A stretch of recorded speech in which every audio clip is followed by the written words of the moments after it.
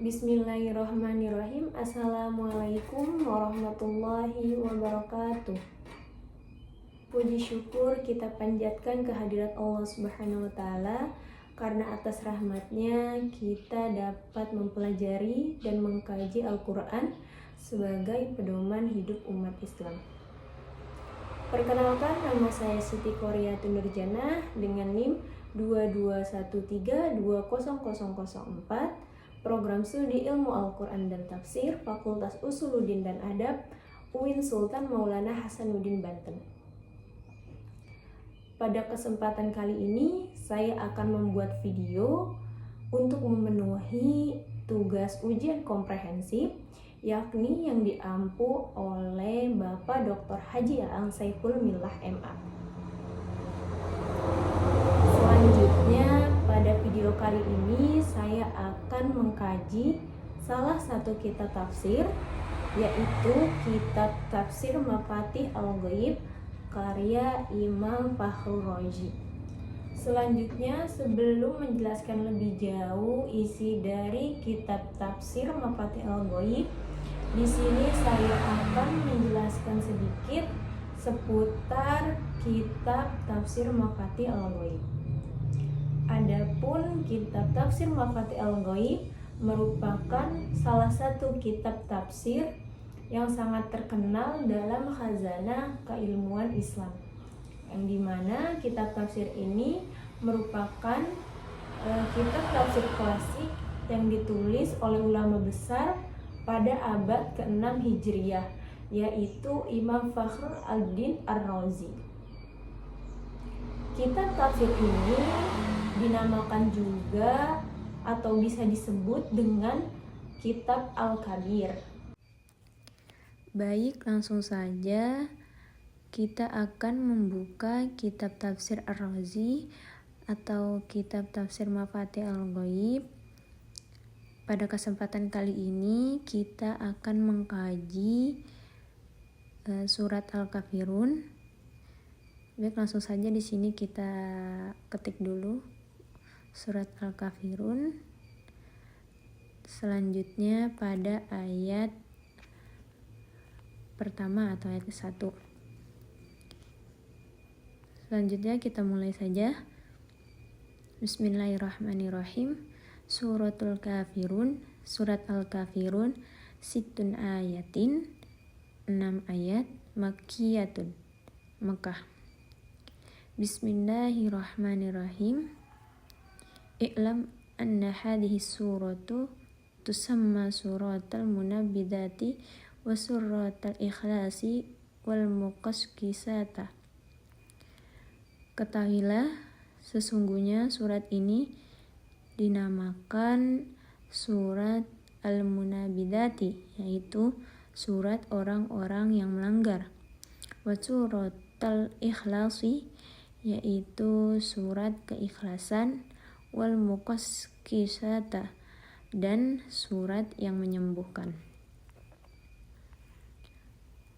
Waruwiya anna man qara'aha faka'annama qara'a ruba'al qur'ani, dan diriwayatkan sesungguhnya yang membaca surat Al-Kafirun maka seakan-akan orang tersebut membaca seperempat dari Al-Quran.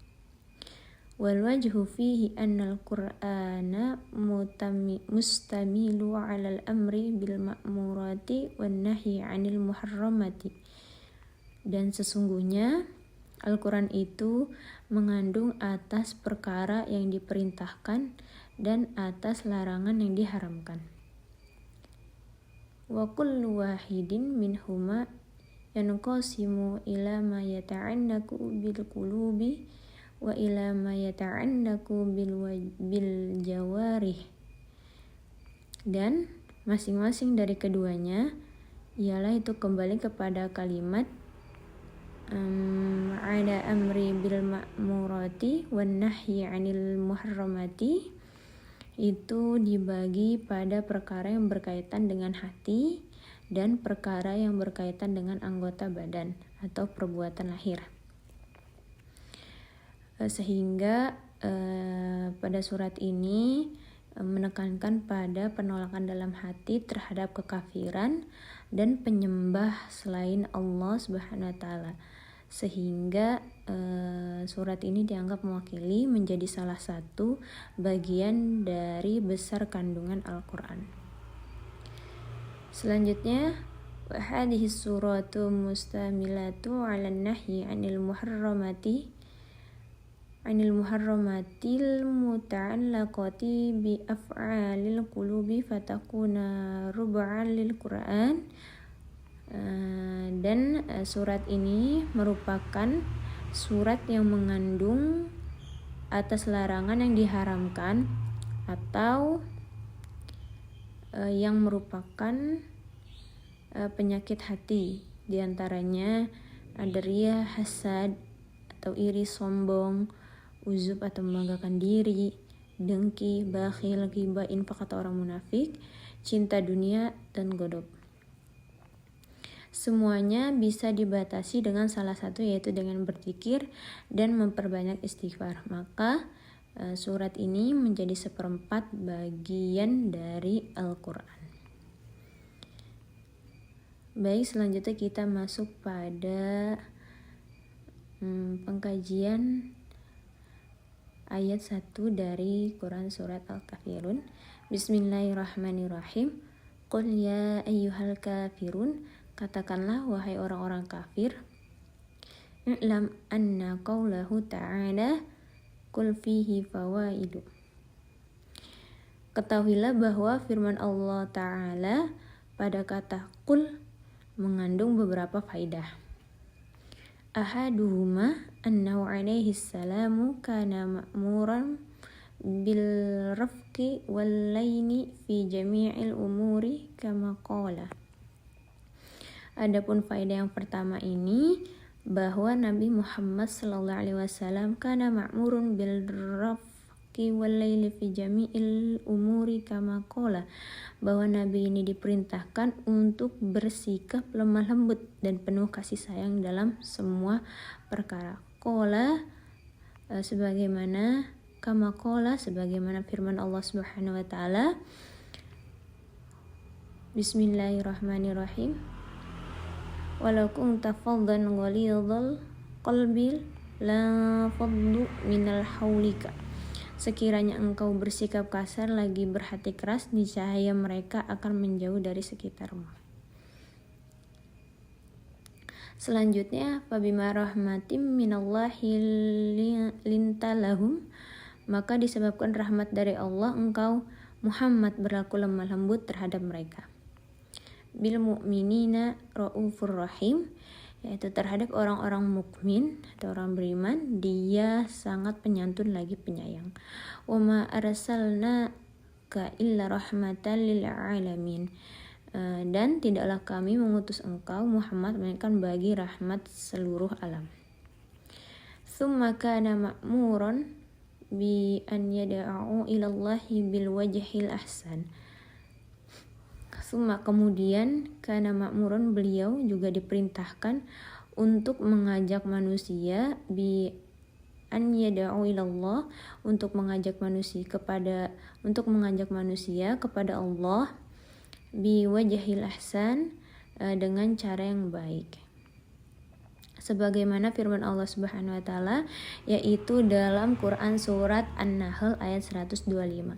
Bismillahirrahmanirrahim. Wajadilhum billati ihsanu, dan berdebatlah dengan mereka dengan cara yang paling baik. Selanjutnya, walamma kanal amru kadzalika tsumma inna khatabahum biya ayyuhal kafirun faka'annahu yaqulun. Dan beliau dan Nabi Muhammad ini sallallahu alaihi wasallam melakukan perkara tersebut, kemudian sesungguhnya Nabi berbicara kepada mereka itu orang-orang kafir dengan lafaz ya ayyuhal kafirun, wahai orang-orang kafir. Lalu orang-orang kafir itu berkata, kaifa yaliqu hadat taglidu bidzalikar rafqi, bagaimana kamu bisa dikatakan orang yang bersikap lemah lembut sedangkan ucapanmu kasar seperti ini, yaitu berkata kasar ya ayyuhal kafirun. Jadi orang-orang kafir ini berpendapat bahwa Nabi Muhammad berkata kasar dengan mengucapkan kalimat ya ayyuhal kafirun. Selanjutnya, adapun fa'ajaba bi anna ma'muru bihadil kalami la anni dzakartuhu min indin nafsi. Jawabannya adalah Nabi Muhammad ini menjawab, sesungguhnya aku diperintahkan oleh Allah untuk menyampaikan perkara itu, bukan mengucapkannya sendiri, katanya, dari dirinya sendiri. Faka'annal muradu minal qawlihi kul takriruh hada ma'na. Oleh karena itu, tujuan dari firman Allah ini, qul, katakanlah, adalah untuk menegaskan makna tersebut, yaitu bahwa ucapan itu merupakan perintah langsung dari Allah, bukan dari Nabi sendiri. Mungkin hanya itu saja yang dapat saya sampaikan. Jika adanya kesalahan dalam membaca dan menerjemahkan kitab, mohon dimaafkan yang sebesar-besarnya. Wassalamualaikum warahmatullahi wabarakatuh.